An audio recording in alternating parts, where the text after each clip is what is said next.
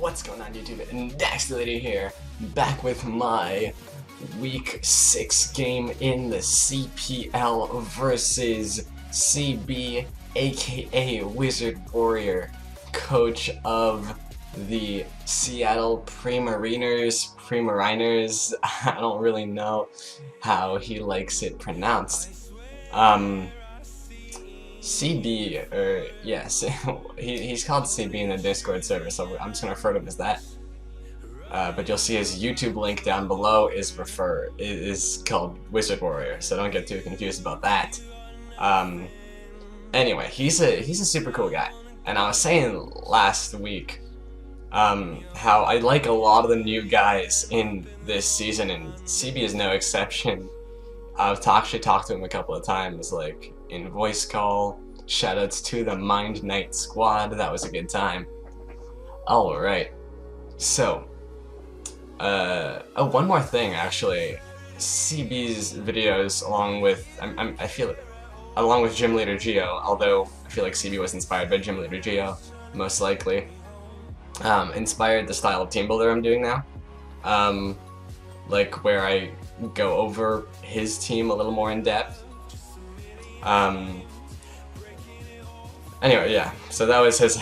that was something I saw in his content that I wanted to start implementing myself. So let's do that. Let's go over his team. He's got the offensive Z Cobalion, the Galvantula, Mega Charizard X, Meloetta, Super Z Gyarados, Claydol, Offensive Z Bulu, Glaceon, Garbodor, Titar, and Delmise. So immediately I notice a massive speed gap between Meloetta once it's in its pirouette form and his next fastest mon being like Cobalion / Galvantula. Some other things I'd like to mention is that I think Sticky Web is fairly likely, as without it I have a clear speed advantage versus his team. His most threatening defensive mon versus his most threatening offensive mon versus me is that Charizard for sure. I have no conventional means of checking that defensively. You'll see what I mean in a second. Finally, his hazard removal outside of Defog Charizard consists of Delmise and Claydol, which I don't think are Pokemon in this matchup. As you may have noticed, I'm bringing all 3 members that have yet to come this game. Like, all my previously benched members are coming off the bench this week. Sorry, I'm just adjusting the volume of the music. I could have done that in post, that was stupid. Alright. So, first off, we're gonna start out with Solano, the Azelf, probably the reason you clicked on this video, because her namesake is very prominently featured in my thumbnail. Solano is my dedicated lead. This game prevents Web's turn 1 by outspeeding Galvantula. I can taunt and then get my own rocks up, which, as I said, are very hard for him to get rid of. Psychic is great stab versus his team, and Signal Beam hits everything that resists Psychic. Focus Sash to ensure I get both taunt off and rocks up, and the EV spread is a little faster than Galvantula, but you'll see what that's for as I go over my next mon, being the Pod, the Weavile, rocking that Swords Dance, Icicle Crash, Ice Shard, and Low Kick. CB's Ice Resists are Cobalion and Glaceon, both which take 1,000,000 from Low Kick. Low Kick also hits his Titar for great damage, which is another likely switch in the Weavile, excuse me. I have Focus Ash to be a check to a Choice Scarf Ditto that has transformed into Weavile, as like that's the most threatening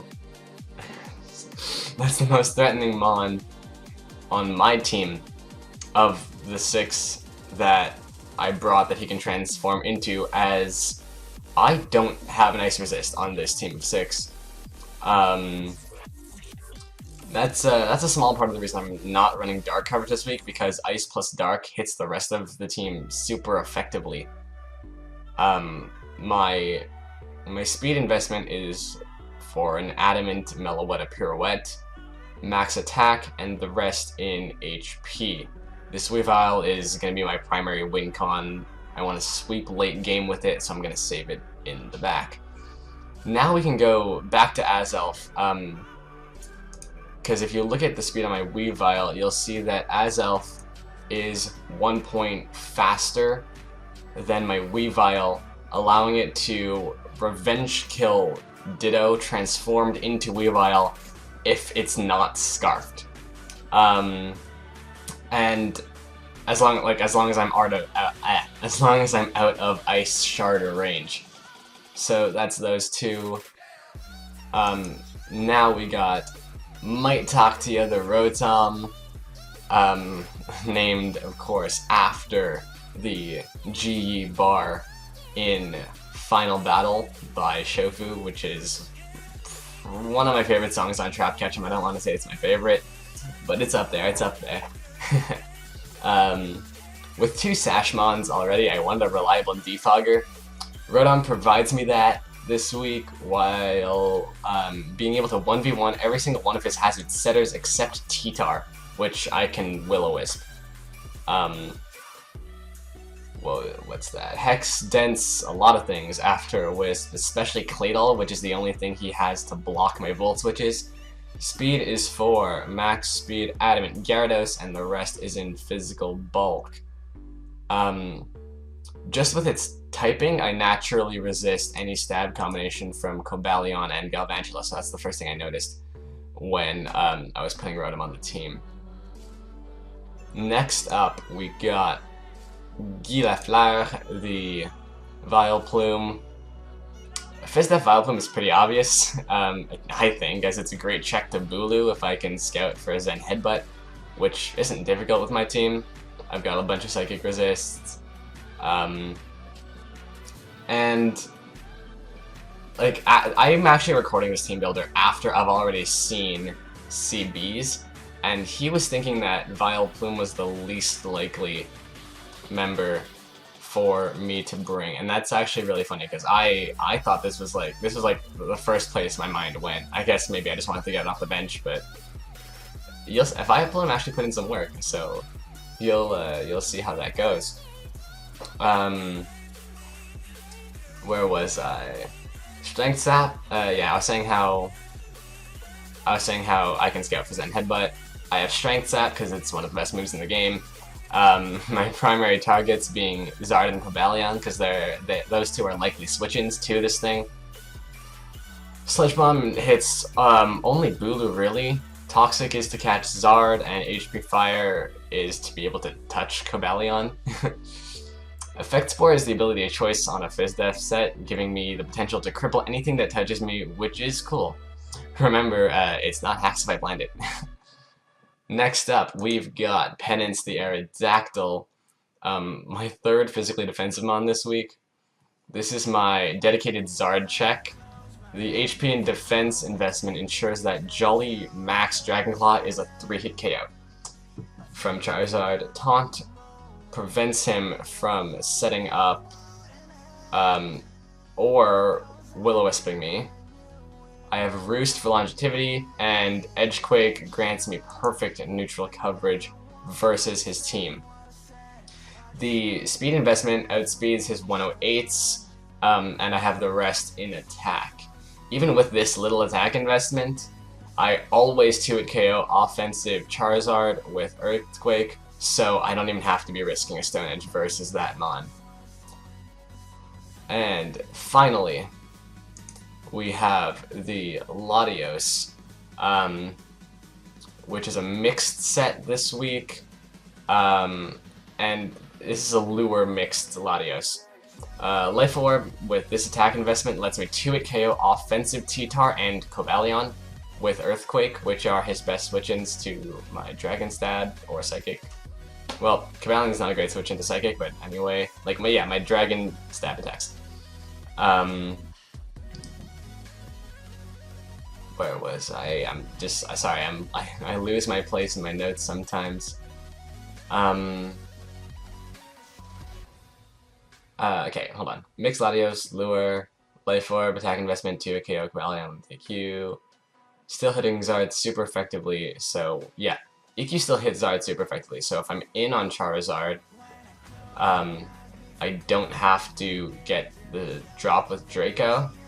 I can still outspeed a non-boosted Charizard before he sets up, and because of that, I'm the first time, like, before, if I'm in, like, anytime Latios is in, like, the first turn Latios is in, I'm pretty much guaranteed to click EQ, as long as I'm in, like, if I'm predicting a switch or if I'm in on the Zard. In those two situations, I'm always clicking Earthquake, because, I wouldn't have revealed it yet, and I'm not worried, like, about that Charizard, like, I don't need to click Draco in that situation, is what I'm saying. Okay, so once I've revealed Earthquake, his most likely switch-in becomes that Tapu Bulu, which I can easily 2-hit KO even if he's max HP Assault Vest with HP Poison. I've got the same speed as Aerodactyl, and the rest into Special Attack. So if we go back to his team for a second, what I didn't do this week is put the Mons in order of, like, how likely I think they are to come, which is actually I think that's what I said I would do at the beginning of the video and what he inspired me to do. Anyway, so obviously, no, I did say Zard is the biggest offensive threat, so I think Zard is the most likely Mon. Then I think T-Tar is probably second. Galvantula's up there for webs, I said. And everything else, like, it's a hard call. Gyarados does okay. Cobalion as well, it's a good rock setter. One thing I want to mention is that, considering the team of 6 I brought, the most dangerous Tyranitar set he can bring is Dragon Dance Lumberry. That's what I'm pretty afraid of. Alright. Yeah, I think that's satisfying enough for my team builder. And right now, we're just gonna hop right into the battle versus CB, aka Wizard Warrior, and his Seattle Primariners, I don't know. Alright, here we go. Alright guys, we are here for the battle. As you can see, he brought Galvantula, Glaceon, Tyranitar, Ditto, Meloetta, and Gyarados. So, no Charizard, no Cobalion. So that's kind of crazy. And like, he has the Glaceon, he has the Meloetta, which like this team really threw me off. Like, I just wasn't expecting this stuff, and I think my team threw him off as well.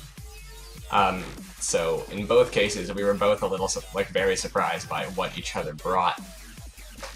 I already decided before this game, Azelf is gonna make me lead, so Solano is gonna come out versus that T-Tar. I'm super scared of rocks this game. I have a lot of Sashmons, so even though Azelf could like die in 2 hits right here, I'm gonna set up. I'm gonna go for the taunt to prevent him from clicking Stealth Rock, and he just goes right for a Pursuit here. So I'm gonna take this opportunity to get up my Stealth Rock as Azelf goes down right here. Now I'm gonna go into Vileplume. I don't know what Lunar's talking about. Enough Tepizin. I don't understand that reference. I'm sorry. Vileplume comes out because he doesn't have the Bulu, that's another thing.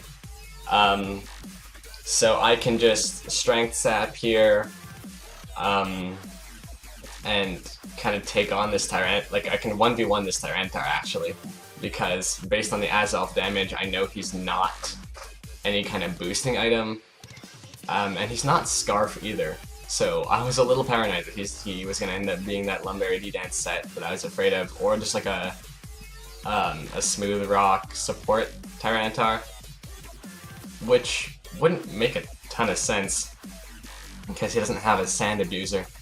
But like he's probably like some kind of bulky support Tyranitar is what I'm thinking at this point. So I'm not. Yeah, he brings in Meloetta right here, and I didn't really expect that. It was kind of obvious, but I was kind of having tunnel vision. I was thinking, like, I don't know. The Meloetta threw me off for whatever reason. I can't justify or explain that play. So if anything, I should have probably Sludge Bombed here, just to get some chip on this thing, because I wasn't gonna double. Like had I predicted the Meloetta, I wasn't gonna double because he had just clicked Pursuit. So if anything, yeah, I should have Sludge Bombed on this turn, gotten some chip on the Meloetta. But instead, as you're going to see, I'm going to Strength Sap, which does nothing for me. He gets in his Meloetta for free, and I'm realizing I don't have a switch in for this thing, really. I gotta go Latios. It's the only thing that can take one hit. And he goes for the Calm Mind, and I'm like, ah, crap. So, with, if you look at the health he's at 76. I'm gonna throw off a Draco right here, just because I need damage on this thing. This is a massive threat. I can't switch into it. I'm not gonna risk my Weavile, especially when the sand is up. I don't want to lose my Sash. So I'm gonna throw off the Draco, and that did 39.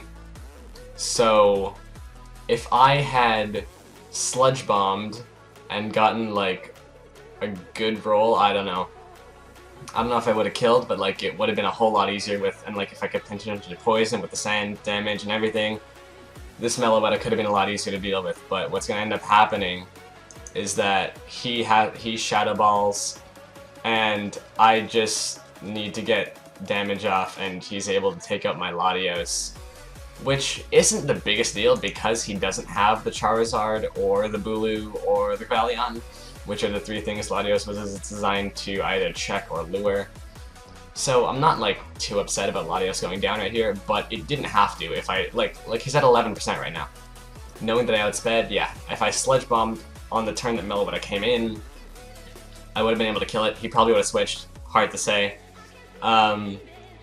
Penance comes in right here. This is an easy revenge kill for me. I'm gonna Earthquake. No reason to risk the Stone Edge miss. He's gonna bring out Tyranitar, and I'm still super paranoid of rocks, and I know I can live at least one Stone Edge, so I'm gonna taunt him, and then I'm gonna Roost, seeing what he wants to do, and he goes for the Crunch and gets the defense drop. I would have been able to actually recover some net HP out of this if he didn't get the defense drop, because Stone Edge would have been doing less as I roosted. Losing my flying type is no longer super effective. So yeah, I would have been able to like recover a little bit of HP slowly with this Aerodactyl, and I don't know if I was gonna 1v1 this Tyranitar necessarily, because he could have just kept going for crunches. He switched from Stone Edge to Crunch immediately as I roosted, which is a good play, because he had to go for those defense drops if he wanted to 1v1 me. He's rewarded for that, and knowing that he has Pursuit, I can't switch here. I'm just going to get some damage off with the EQ as he crunches and takes out my arrow.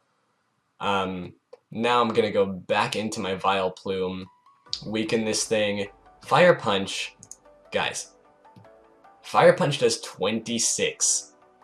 Don't sleep on Vileplume unless I'm the one putting you to sleep with Sleep Powder or Effect Spore. Bad joke. I'm sorry for those who hate puns. I'm not sorry to those who don't. My fan base is about 50-50 from what I can tell on opinion on puns.